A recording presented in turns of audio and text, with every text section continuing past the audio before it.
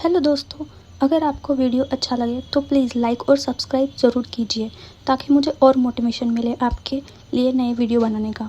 आज जो मैं स्टोरी सुना रही हूँ वो एक कंप्लीट मानवा है, तो मैं आपको शुरू से एंड तक पूरी कहानी सुनाने वाली हूँ, तो प्लीज़ लाइक और सब्सक्राइब करना मत भूलना।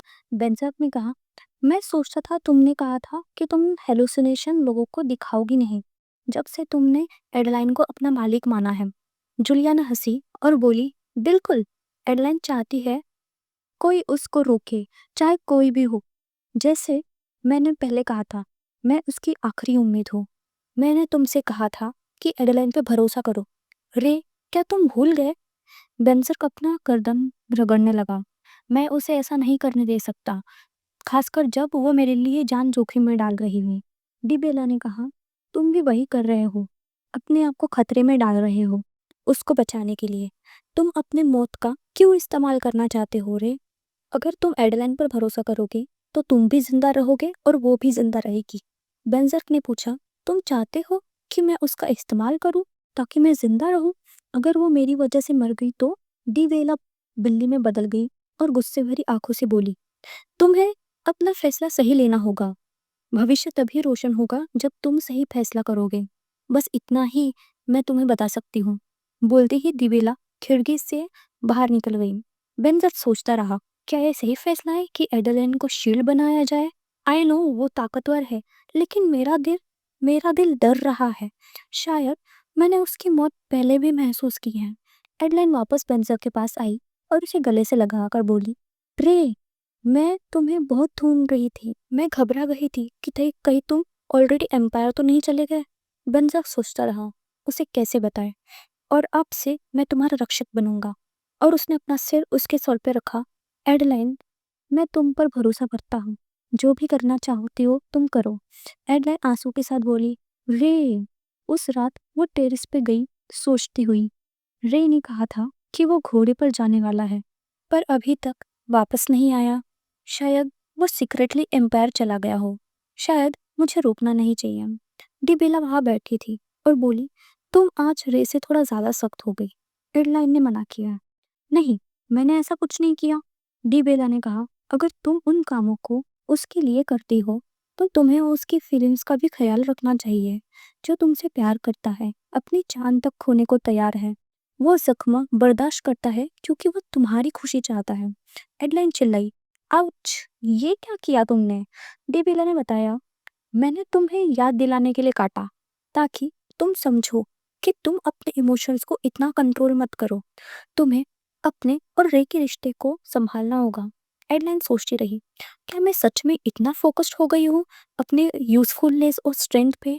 मैं खुद को बार बार बताया कि मैं अपनी पुरानी जिंदगी से आज़ाद हूँ, पर लगता है मैं उसके जाल में फंस चुकी हूँ। फिर उसने अपना हाथ कस लिया और फैसला किया, ठीक है, मैं फैसला कर लेती हूँ। मैं अपने पति को खुद से खुश करूंगी। अगली सुबह एडलाइन ने एक शानदार रॉयल पिंक गाउन पहना जिसमें चमकते गहने लगे थे। वो मुस्कान के साथ बेंजर के ऑफिस में गई और बोली, चलो थोड़ी वॉक करने चलते हैं। देखा तुमने, मेन लीड और फीमेल लीड ने दोनों कपल ड्रेस पहने हैं। एस्टर, जो बेंजर के साथ खड़ा था, हंस पड़ा। एडलाइन, तुम आज कुछ अलग दिख रही हो। क्यों, क्या हुआ? मैं अच्छी नहीं लग रही क्या?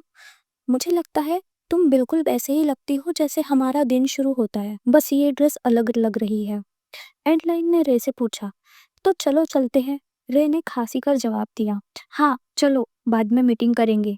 एडलाइन ने कहा, मैं माउंटेन्स देखना चाहती हूँ, कभी नहीं गई वहां। रे ने चिंता में कहा, वो थोड़ा मुश्किल होगा इस ड्रेस में। एडलाइन ने भरोसा दिलाते हुए कहा, तुम मेरे साथ हो तो कुछ डिफिकल्ट नहीं होगा। रे ने हाँ कहा और वो दोनों पहाड़ों की ओर चले गए। लेकिन एडलाइन ने जल्द ही अपने आप को थोड़ा डरपोक पाया। रे, वो वहाँ एक छोटा सा कीड़ा है, उसे मार दो। मैं अब चल नहीं सकती रे, प्लीज हेल्प करो ना। क्या कुछ अभी गुजरा यहाँ से? मुझे तो डर लग रहा है यार। एडलाइन ने रे के बाजू को कसकर पकड़ लिया। मुझे यकीन नहीं होता कि हम इतनी ऊंचाई पर है, मुझे तो डर लग रहा है। रे ने पूछा, क्या तुम ठीक हो? क्या तुम मेरे लिए ऐसे बिहेव कर रही हो? एडलाइन हैरान हो गई। तुम क्या मतलब, क्या बोल रहे हो तुम?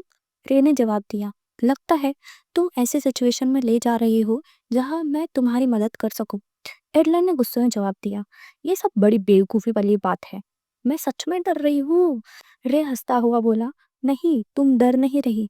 अगर मैं अभी तुम्हें इस चट्टान से गिरा दूँ, तुम्हें तो चोट भी नहीं लगती। डरना तो दूर की बात है। एडलाइन ने मुंह फुलाते हुए गुस्से में बोला, ऐसा नहीं है रे, मैं भी सबकी तरह डर महसूस करती हूँ। बेंजर ने टांग खींची उसकी। मैं किस टाइप का बेवकूफ़ लगता हूँ तुम्हें एडले? तुम तो इतनी क्यूट हो कि विश्वास ही नहीं होता। एडलाइन लाल हो गई। मैं क्यूट कैसे हो सकती हूँ? कल पूरा दिन तो मैंने एकदम बुद्धू की तरह बिहेव किया। बेंजर ने प्यार से उसके गालों को छुआ। अगर कल की बात है तो मैं ठीक हूँ, बिल्कुल भी बुरा नहीं लगा मुझे। तुम्हें मेरे प्राइड को वापस दिलाने की जरूरत नहीं है, एडलाइन ने धीरे से कहा। झूठे? बेंजर ने भी सच बोला। सच बताऊं तो मुझे तुम्हें प्रोटेक्ट ना कर पाने का दर्द रहता है। कभी कभी तो लगता है काश मैं तुम्हें इस सब में लाता ही नहीं। लेकिन अगर मुझे दोबारा मौका मिले भी पिछले समय जाने का, मैं फिर भी तुमसे प्यार कर बैठता और फिर भी तुम्हारे साथ ही रहना चाहता, चाहे जो भी अंजाम हो। एडलाइन ने मुस्कुराते हुए धीमे से बोला, मैं कितनी बेकार हूं ना। बेंजर ने उसके करीब आया और कहा, ऐसी कोई बात नहीं है एडले। और दोनों का प्यार भरा किस हो जाता है। एडलाइन सोचती है, तब भी जब मुझे लगा तुम मुझसे प्यार नहीं करते, जब लगा तुमने मुझे मार दिया है, तब भी मैं दोबारा तुमसे प्यार कर बैठी। बेंजर ने धीरे से एडलाइन के कपड़े खोलने की कोशिश की। एडलाइन ने हिचकिचाते हुए कहा, रे क्या कर रहे हो तुम? यहाँ हम बाहर है। बेंजर हंसकर बोलता है, पता है, लगता है ये ड्रेस उतारना कितना मुश्किल है। तुम यूजुअली जो पहनती हो वो सही रहता है। एडलाइन ने उसका हाथ रोकने की कोशिश की। अरे तू रुको तो सही, बेंजर ने धीमे से बोला। अगर तुम नहीं चाहती तो मुझे हटा दो। तुम मुझसे ज्यादा स्ट्रांग हो और मुझे ये बता दो। थोड़ी देर बाद दोनों एक आरामदायक बिस्तर पर थी। एडलाइन नाइट ड्रेस में थी। बेंजर ने अपने शर्ट के बटन बंद कर रहा था। एडलाइन हंसते हुए बोली, मुझे लगता है हम कुछ देर पहले कुछ सीरियस बात कर रहे थे। बेंजर भी हंसकर बोला, तुम इतनी प्यारी थी, बस मैं खुद पर कंट्रोल नहीं कर पाया। तुम्हारी गलती है सब। एडलाइन भी मजाक में बोली, अच्छा तो अब ये सब मेरी गलती हो गई। बेंजर प्यार से बोला, तुम जो चाहो कर सकती हो एडले, मैं तुम्हें कभी नहीं रोकूंगा। लेकिन एक काम करो, अब अपना आगे का प्लान मुझे भी बताओ। मुझे भी अपना सपना पूरा करना है। एडलाइन ने बताया, मैं चाहती हूँ डिवाइन रियान वापस हो जाए, सारी जो हसाद की जड़ है वो मिट जाए। बंजर ने अपना सपना शेयर किया, मैं चाहता हूँ मेरी बेटी जब चाहे बाहर जा सके, जितने दोस्तों को घर लाना है ला सके। एडलाइन ने पूछा, फिर तुम डिवाइन रियान नहीं जाओगे? बंजर बोला, बस तभी जाऊंगा जब तुम भी चलोगी। एडलाइन ने कहा, तुम्हें पता है ना मैं वहां नहीं जा सकती। बंजर जोर देकर बोला, मैं यही रहूंगा फिर तुम्हारे साथ। एडलाइन याद दिलाती है, पर तुम तो इन सब के लीडर हो ना। बेंसर भावनाओं से बोला, मैं तुम्हारा पति भी हूं ना एडले। मेरा सारा वजूद सिर्फ तुम्हारा है। अगर मुझे सिक्योरिटी लेनी पड़े तुमसे तो भी चलेगा, बस तुम रिस्की काम मत करना। एडलाइन बोली, हमारी बेटी काले बाल और तुम्हारी वॉयलेट आंखें पाएगी। एडलाइन शर्माने लगी। बेंजर बोला, उसका नाम जूलियाना रखेंगे। मैं जब भी जूली बोलूँगा वो हमेशा मुस्कुराएगी। जब मैं मजाक में बोलूँगा कि उसकी स्माइल देखकर मैं अंधा हो गया हूँ, तो वो हंसते हुए भागते हुए आ जाएगी। एडलाइन खिड़की के पास खड़ी सोच रही थी कि डोर नॉक हुआ। उसने कहा, अंदर आओ। एस्टर एक आदमी कोस के साथ आया। बोला, ये है कोस। ये एक नाइट है जो पहले एरेना का थीफ ऑफ हेल माना जाता था। एडलाइन ने एस्टर का शुक्रिया अदा किया और कहा, एस्टर जरा हमें अकेला छोड़ दो, मुझे इनसे अकेले बात करनी है। दोनों सोफे पर बैठ गए। एडलाइन ने एक कप चाय उसकी तरफ बढ़ाया। रिलैक्स हो जाओ कोस, मैं तुम्हारे लिए कोई प्रॉब्लम नहीं बनाना चाहती, मैं सिर्फ एक बात पूछना चाहती थी। कोस चौंक गया जब एडलाइन ने पूछा, एक नाइट की जिंदगी इंपेरियल प्रिंस से बेहतर है क्या? कोस रुका और कहा, पता नहीं, मैं एडलाइन ने बीच में काटा, मुझे झूठ नहीं पसंद, ना ही बातों को घुमाना फिराना। मैं सिंपल रास्ता चाहती हूँ, सीधे जवाब चाहिए। केनिस लेफेन चाय की चुस्की लेते हुए बोली, मेरा मतलब है मैं तुमसे खेल नहीं खेल रही, सिर्फ सच्चा कन्वर्सेशन चाहती हूँ। कोस घबरा गया, मसलता वह बोला, आपको कैसे पता लगा कि मैं प्रिंस हूँ? एडलाइन बोली, इससे क्या फर्क पड़ता है? मेरी प्रॉब्लम ये है कि तुम कायलिन के बेटे हैं और तुम्हें रॉयल पैलेस की ज्यादा जानकारी है। कोस सोचने लगा, ये सब जानकर भी वो अपनी अथॉरिटी इतनी इजीली दिखाती है। उसने कहा, मुझे लगता है आपको कुछ ज्यादा ही आस है कि मैं कुछ ज्यादा जानता हूँ। एडलाइन बोली, मुझे एक इंसान चाहिए। मैं बहुत सोच चुकी हूँ। मैंने फैसला किया है कि राजमहल ही वो जगह है जहाँ मेरा मेड का भाई छुपा हुआ हो सकता है। कोस ने पूछा, राजमहल के अंदर बहुत सीक्रेट कमरे होते हैं, पर आप किसकी तलाश कर रही है? एडलाइन ने अपनी चाय के सिप के बाद जवाब दिया, मेरे मेड का भाई, वो किसी के लिए बहुत जरूरी है। कोस ने सर झुकाकर पूछा, पर राजमहल में ऐसा राज छुपाने का साहस किसमें होता है? एडलाइन ने कहा, मार्किस फिल्बर्ट वेल्डन। कोस ने इनकार किया, मुझे कुछ पता नहीं। एडलाइन ने जोर दिया, मुझे पता है तुम कुछ जानते हो, इसलिए तुम पैलेस से भागकर नई पहचान अपना लिया। तुम खोजते हो उन चीजों को जो हमेशा छुपाई गई है। बताओ क्या जानते हो? कोस ने हाथों को रगड़ते हुए अपनी कहानी शुरू की। जब मैं छोटा था, 8 साल का, तब मैं अपने बड़े भाई के साथ खेल रहा था। एक दिन मैं गार्डन के तालाब में गिर गया। वो सोचते हुए बोला, मुझे पता चला कि मेरा दिल कुछ वक्त के लिए रुक गया था, पर तब से मेरा जीवन ही बदल गया। मेरी बहन जो मेरे से 10 साल बड़ी थी, वो बदल गई। वो हमारी माँ की तरह बिल्कुल लगती थी, पर अब मैं उसे जान नहीं पाता। कोस ने याद किया, जब मैं 13 साल का था, मुझे पता चला कि फिल्बर्ट हमारे साथ आ रहा है कुछ दिनों के लिए।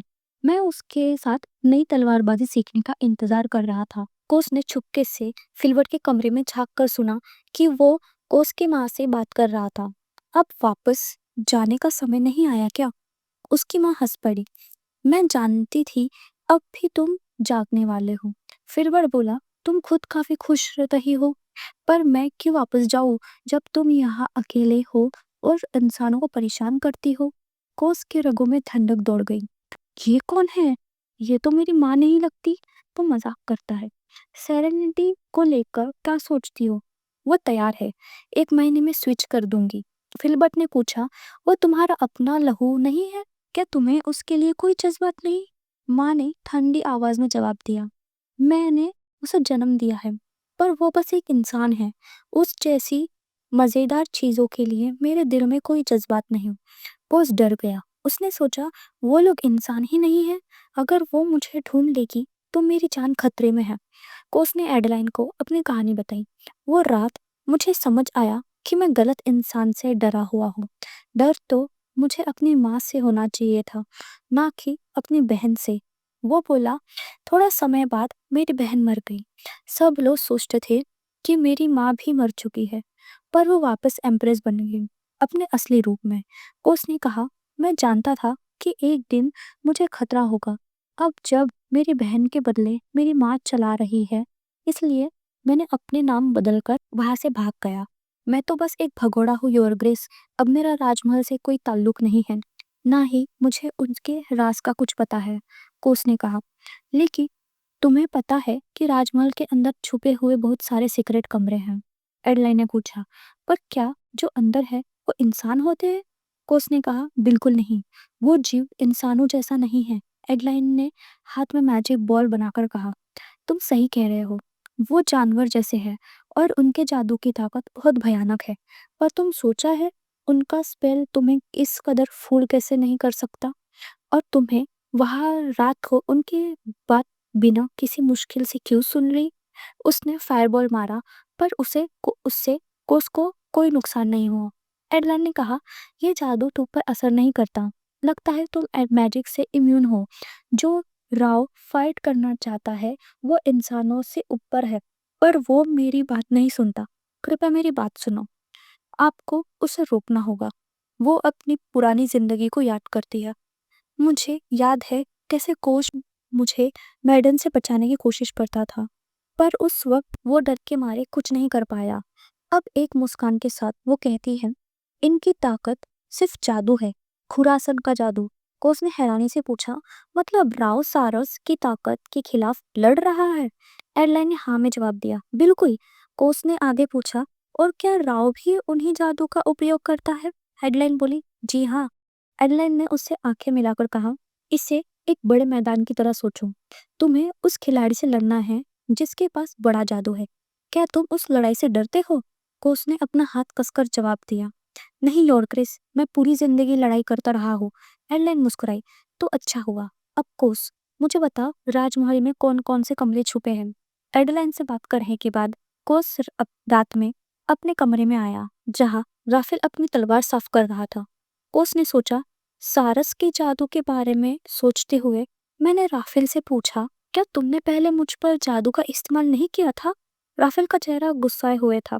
नहीं, मैं ऐसे जादू का इस्तेमाल नहीं करता। कोस ने सिंपल आग बनाने को कहा, क्या तुम मेरे लिए छोटा सा आग जला सकते हो? राफेल ने तलवार के जरिए आग बनाई।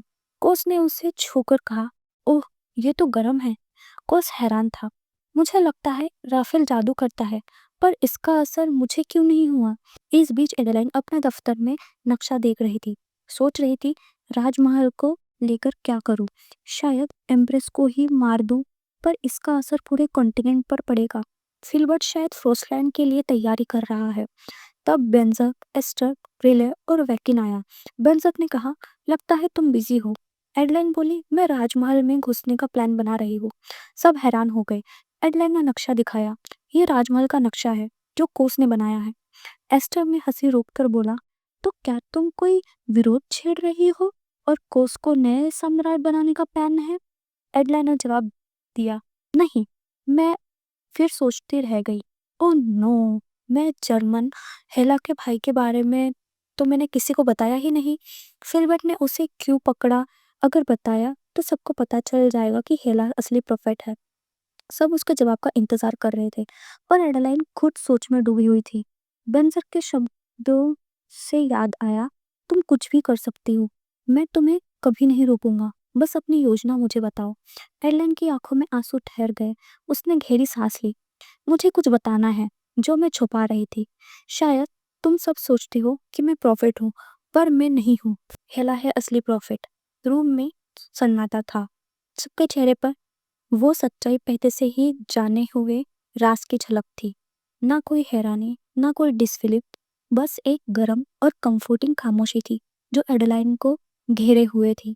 एस्टर अपने हाथ घुमाते हुए मुस्कुराया और कहा, चाहे तुम जो भी हो, तुम हमारे कैप्टन के पत्नी हो और ये चीज बदली नहीं जा सकती, और ना ही ये कि हमें तुम्हें बचाना है। इसलिए हमारी चिंता मत करो। वैकिन ने जोर से सर हिलाया। उसकी नजर एडेलाइन पर थी। उसने कहा, हम सब तुम्हारे साथ हैं एडेलाइन, तुम टेंशन मत लो। रिले ने अपनी आवाज में पक्का विश्वास के साथ कहा, वही सच है, तुम एडेलाइन हो। टाइटल्स या नाम से फर्क नहीं पड़ता, हमें तुम्हारी कीमत जानने के लिए।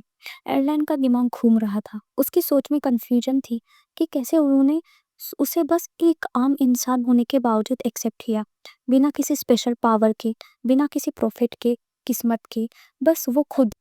फिर वैकिन एकदम जोर से चिल्लाया, ये सब तुम्हारी वजह से हो रहा है। अब एडेलाइन को मनाना मुश्किल हो रहा है।